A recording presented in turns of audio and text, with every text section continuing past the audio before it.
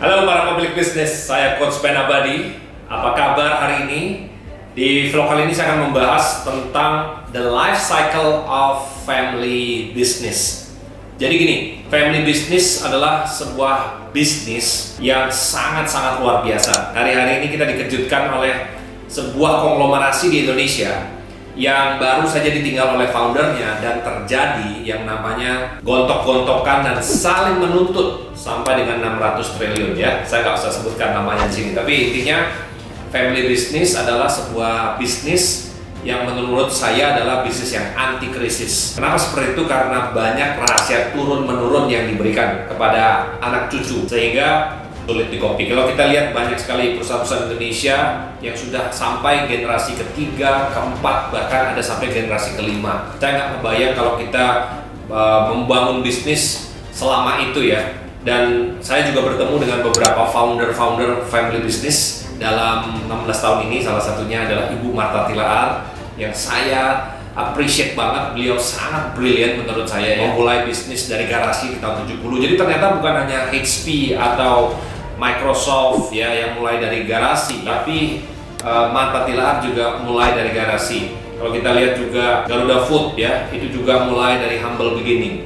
Kalau kita lihat Hoka Bento yang ceritanya luar biasa sekali, di tahun 84 beliau mengatakan tidak ada yang beli Hoka Bento, tapi dalam kurun waktu 30 tahun Hoka Bento menjadi sebuah bisnis keluarga yang menurut saya sangat-sangat sukses. Jadi bagi kita perlu memahami yang namanya siklus bisnis keluarga. Kenapa seperti itu? Karena kalau kita tidak memahami, maka tingkat kegagalan akan semakin besar. Di balik kesuksesan bisnis keluarga, tingkat kegagalannya juga lumayan besar. Tahun lalu saya berkesempatan belajar dari salah satu profesor dari Harvard ya, John Davis. Beliau sudah 36 tahun membantu para pemilik bisnis keluarga di 66 negara. Saya banyak belajar tentang framework-nya, bagaimana beliau menyelamatkan para bisnis keluarga agar bisnis keluarganya semakin profitable dan bertahan lama. Life cycle of a family business. Nah, bisnis juga ternyata punya life cycle-nya. Awalnya bisnis itu berdiri, generasi pertama, terus kerja keras, generasi kedua, membuat bisnisnya lebih bagus lagi, membuat lebih tersistem lagi, membuat lebih profesional lagi, dan biasanya generasi ketiga membuat bisnisnya terbang bahkan menjadi perusahaan TBK atau IPO. Journey dari bisnis keluarga seperti itu. Yang saya mau bahas di sini adalah bagaimana caranya agar semakin banyak bisnis keluarga di Indonesia yang minimal bertahan 3 generasi. Karena untuk bisa bertahan sampai 3 generasi itu tidak mudah, karena satu generasi aja susah. Jadi ternyata untuk dari generasi pertama dan generasi kedua itu membutuhkan sebuah skill dan pengalaman bagaimana caranya bisa membawa bisnisnya to the next level. Di tahap awal, first 10 years, seperti kayak kita, tentu bisnis itu perlu dibikin rapi, perlu dibikin yang namanya solid dulu ya, the first 10 years. The next 10 years-nya, which is tentu kita harus memiliki strategi yang berbeda. Misalnya kita harus merekrut tim, kita harus mulai membagi-bagi tugas. Biasanya 10 tahun pertama banyak dikerjakan sendiri atau memakai manajemen one man show. Ini saya juga banyak temukan. Jadi salah satu klien saya adalah bisnis keluarga. Kebetulan selama 16 tahun ini banyak sekali klien-klien saya yang bisnis keluarga ya. Ada yang sudah 30 tahun, ada yang 20 tahun, ada yang sudah generasi kedua, ada yang masih generasi pertama transisi ke generasi kedua, dan bahkan ada juga yang sudah generasi ketiga. Tentu strategi berbeda.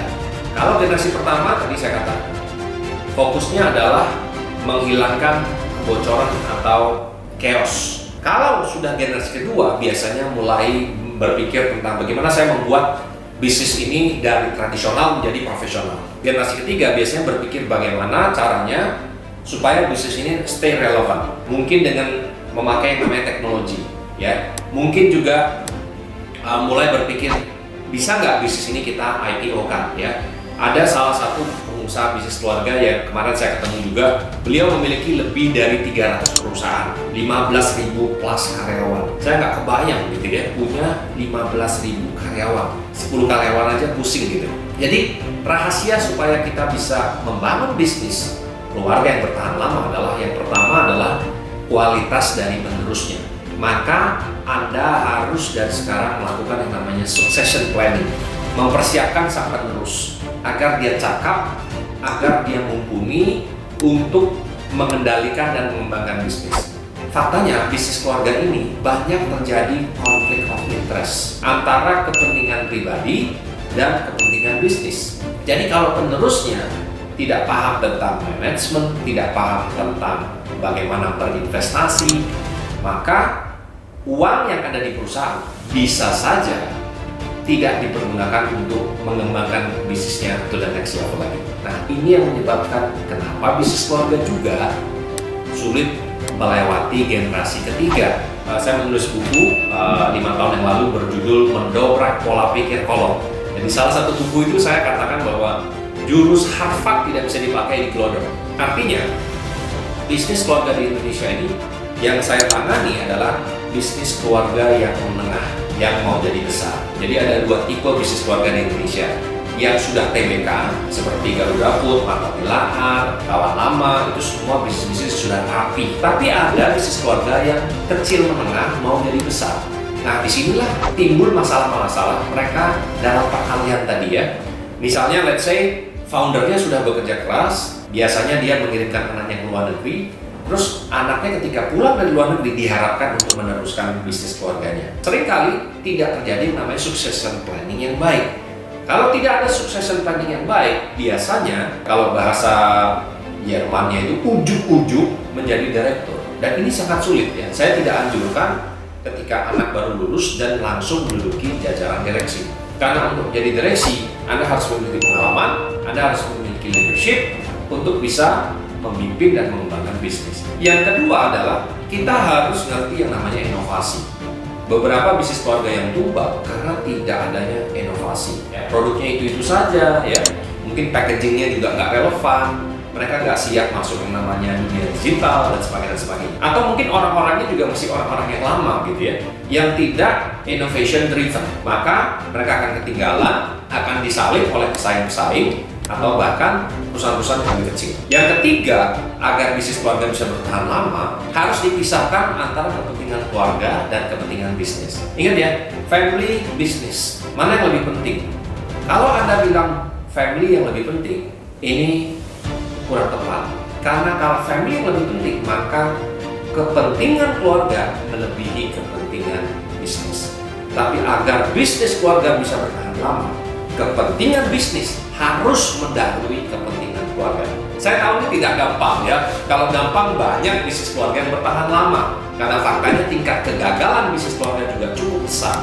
Walaupun seharusnya menurut saya bisnis keluarga ini adalah bisnis yang paling prospektif. Kenapa? Karena sudah dibangun 30 tahun yang lalu. Ya, bisa saja tidak terlalu banyak kompetitor dan tapi mismanagement adalah yang membuat bisnis keluarga terjungkal.